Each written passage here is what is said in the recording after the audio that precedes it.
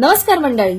2 दिवसाच्या train journey नंतर जगन्नाथपुरीमध्ये संपूर्ण एक दिवस घालवून आम्ही निघालो आहोत 4थ्या दिवशी भुवनेश्वरला जाण्यासाठी. भक्त निवासा इथून 100 रुपयाची ऑटो घेतली आणि पुरी स्टेशनवर आलो. तुम्ही बाय रोड देखील भुवनेश्वरला जाऊ शकता, परंतु जर तुम्हाला बजेट ट्रिप करायची असेल तर हा व्लॉग आणि या आधीचा व्लॉग नक्की पहा. आम्ही 11:30ची धवली सुपरफास्ट एक्सप्रेस ही ट्रेन पकडली. आम्ही 3rd AC सिटिंगची तिकीट काढली. पर पर्सन 315 रुपये तिकीटचे चार्जेस होते. याची बुकिंग सुद्धा आम्ही आधीच ऑनलाईन करून ठेवली होती. पुरीहून भुवनेश्वरला जाण्यासाठी बऱ्याच ट्रेन आहेत.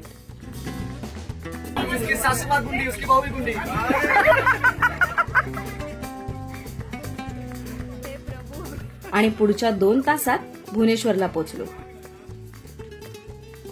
स्टेशनवरून 150 रुपये रिक्षावाल्याला देऊन हॉटेलवर आलो आणि 6 जणांसाठी इथे आम्ही एक मोठा रूम घेतला होता.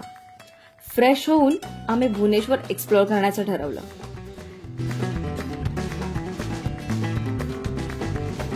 रिक्षावाल्याला 1000 रुपये देऊन स्क्रीनवर दिसतायत ती सर्व ठिकाणं फिरवून आण असं सांगितलं. भुवनेश्वर हे शहर भारताचं मंदिर म्हणून ओळखलं जातं. अप्रतिम वास्तुकला आणि गहन अध्यात्मासाठी भुवनेश्वर प्रसिद्ध आहे. आमचं आजचं पहिलं ठिकाण होतं ते म्हणजे उदयागिरी आणि खंडागिरी लेणी. 6 जणांच्या तिकिटाचे 120 रुपये आम्ही दिले आणि आत प्रवेश केला. उदयागिरी इथे 18 लेण्या आणि खंडागिरी इथे 15 गुफा आहेत. त्यापैकी राणी गुफा, बाजगर गुफा या सुंदर आणि पवित्र मानल्या जातात.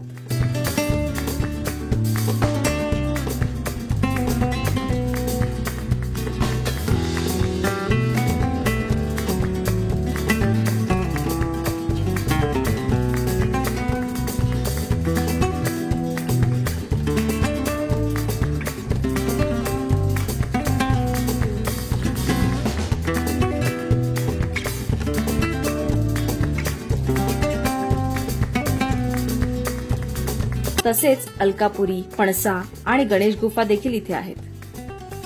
गुहेभोवती हिरवेगार वातावरण आहे. जैन धर्माचे शिष्य आणि भिक्षुकांच्या गुरुजींचीही निवासस्थानं होती. उदयागिरी आणि खंडागिरी केव्ह एकमेकांच्या समोर आहेत. इथून बाहेर आल्यावर आम्ही रबडी खाल्ली आणि निघालो ओडिसा स्टेट म्युझियम पाहण्यासाठी. इथे पर पर्सन 10 रुपये आणि फोटोग्राफीसाठी 10 रुपये असे एक्स्ट्रा पे केले. हे संग्रहालय पुरातत्वशास्त्र, अभिलेख, मुद्रालेख, शस्त्रागार, खनन, शिल्प, भूविज्ञान, कला असं विभागलेलं आहे. आम्ही पोहोचलो तेव्हा संग्रहालयाचं काम चालू होतं. देवी देवतांच्या वेगवेगळ्या रूपातल्या मूर्त्या पाहिल्या. वराह वामन अवतारातल्या विष्णूच्या आणि गणपती, भगवान शंकर, हनुमान आणि इतर देवींच्या मूर्त्या तुम्हाला इथे पाहायला मिळतील. परंतु इथे एकही मूर्ती अशी नाहीये की जी भंग न पावलेली आहे.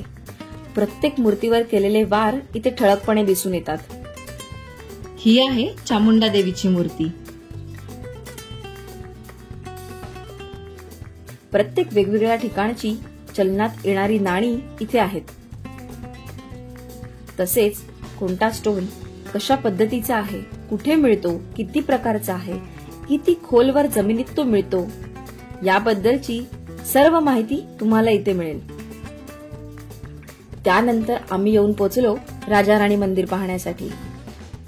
प्रत्येकी 20 रुपयाची तिकीट आम्ही इथे काढली. इथली बरीच मंदिरं भरवस्तीत आहेत.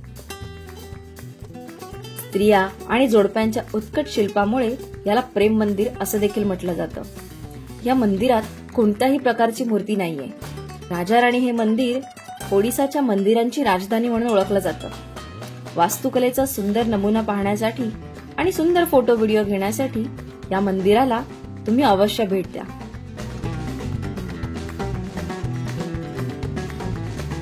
त्यानंतर आम्ही पोहोचलो मुक्तेश्वर आणि सिद्धेश्वर मंदिर पाहण्यासाठी.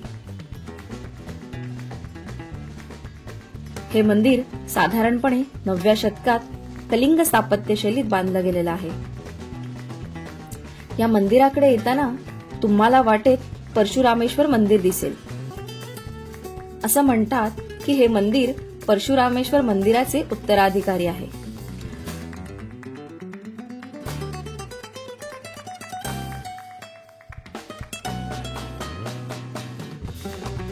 भुवनेश्वरमधील या मुक्तेश्वराच्या मंदिराला ओडिसा आर्किटेक्चरचे रत्न म्हणून देखील ओळखलं जातं. त्यानंतर दिवसभरातल्या शेवटच्या डेस्टिनेशन जवळ येऊन पोहोचलो. लिंगराज मंदिरामध्ये शूटिंगची परवानगी नाहीये. बाहेर चप्पल आणि फोन जमा करावे लागतात.